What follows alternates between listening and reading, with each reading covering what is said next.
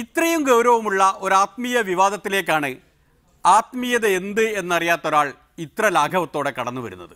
നമ്മുടെ ഈ മുടി കത്തിച്ചാൽ കത്തുന്നതാണ് എന്ന കാര്യത്തിൽ യാതൊരു സംശയവും ആർക്കും വേണ്ടതില്ല. പക്ഷെ ഒരു വലിയ തർക്കം നടന്നില്ലേ? മുടി കത്തുമെന്നൊരു കൂട്ടർ, കത്തില്ല എന്ന് വേറൊരു കൂട്ടർ.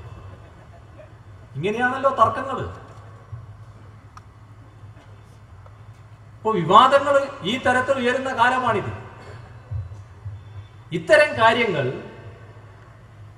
കൂടുതലായി ചർച്ച ചെയ്യപ്പെടേണ്ടതുണ്ട്. അതിന് വേണ്ടും വിധം മറുപടി കൊടുത്തതാണ്. ഒരു രാഷ്ട്രീയക്കാരും മതത്തിൽ ഇടപെടരുത്. മതത്തിൻ്റെ കാര്യം മതപണ്ഡിതന്മാർ പറയുകയും തീരുമാനിക്കുകയും വേണം. അത് മുൻഗാമികളായ പണ്ഡിതന്മാർ പറഞ്ഞു വച്ചിട്ടുണ്ട്.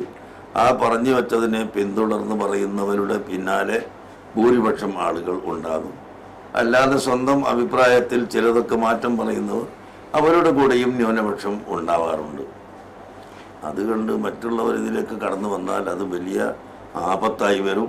മതത്തിലേക്ക് ഒരു രാഷ്ട്രീയക്കാരൻ കടന്നു വന്നാൽ അത് വർഗീയതയും ഛിദ്രതയും ഉണ്ടാക്കാൻ മാത്രമേ ഉപകരിക്കുകയുള്ളൂ. അപ്പോഴതാ അതിലും വലിയൊരു അവിശ്വാസി വരുന്നു. കാന്തപുരത്തിൻ്റെ അഭിപ്രായം അദ്ദേഹം പറഞ്ഞു, അദ്ദേഹത്തിൻ്റെ മതവിഭാഗത്തെ ഏതാണ്ട് ബാധിക്കുമെന്നുള്ള നിലയിൽ. അതുകൊണ്ട് കേരളത്തിലെ ജനങ്ങളുടെ പൗരാവകാശം ഇല്ലാതാകുന്നുണ്ടോ? ഇല്ലാതാകുന്നില്ല. അതിനും കൊടുത്തു ആത്മീയ മറുപടി. ഏത് നേതാവായാലും, പ്രതിപക്ഷ നേതാവായാലും, ഇനി ഭരണപക്ഷ നേതാവായാലും, വേറെ അതിൽ വലിയ നേതാവായാലും ആര് പറഞ്ഞാലും വിഷയം ഒന്ന് തന്നെ. അത് മതകാര്യത്തിൽ ഇടപെടാൻ രാഷ്ട്രീയക്കാർക്ക് അധികാരം ഇല്ല. അപ്പോഴതാ വരുന്നു ലക്ഷണമൊത്തൊരു ഭൗതികവാദം. ഞങ്ങൾക്ക് മതപരമായ കാര്യങ്ങളിൽ ഇടപെടണമെന്ന് യാതൊരു നിർബന്ധമില്ല. ഇപ്പം നമ്മളെ കൂട്ടത്തിൽ ഇപ്പോൾ ഇവിടെ 3 ആൾ ക്ലീൻ ഷേവ് ചെയ്തവരാണ്. ഇദ്ദേഹം കുറച്ച് ദീക്ഷ വളർത്തിയാളാണ്. മറ്റൊരാളെ ഞാൻ കാണുന്നുണ്ട്, അതിനേക്കാൾ കൂടുതൽ വളർത്തിയാൾ. മുടി ലേശം നീണ്ടിയാളുണ്ട്, കുറച്ചധികം നീണ്ടിയാളുണ്ടാവും. സാധാരണ നമ്മുടെ നാട്ടിൽ പല തരത്തിലാണല്ലോ. പക്ഷേ ഞാൻ പറയുമ്പോൾ ഈ മുടി എന്നത് കത്തും എന്ന് ഞാൻ പറഞ്ഞാൽ അതെങ്ങനെയാണ് ഒരു മതത്തിനെതിരായിട്ട് വരുന്നത്? ഒരു മതത്തിനും എതിർക്കുന്നതല്ല. ഈ പ്രവാചകന്റെ പേര് പറഞ്ഞുകൊണ്ട് എതിർക്കുന്നവർ മനസ്സിലാക്കേണ്ട ഒരു കാര്യം, ഈ പ്രവാചകന്റെ മുടിയായാലും നഖമായാലും വേർപ്പായാലും ഇതെല്ലാം ബോഡി വേസ്റ്റാണല്ലോ. നഖം നല്ലതുപോലെ വളർത്തുന്നവരുണ്ടാവും, അത് ശരീരത്തിലുള്ളത് വരെ അവിടെ നിൽക്കും. പക്ഷെ അത് മുറിച്ച് കളഞ്ഞാൽ വേസ്റ്റ് അല്ലേ? മുടി ഇപ്പോൾ നിൽക്കുന്നവർ അങ്ങനെ നിൽക്കട്ടെ, പക്ഷെ അത് മുറിച്ച് കളഞ്ഞാൽ വേസ്റ്റ് അല്ലേ? അപ്പോൾ അതൊരു ബോഡി വേസ്റ്റാണ്.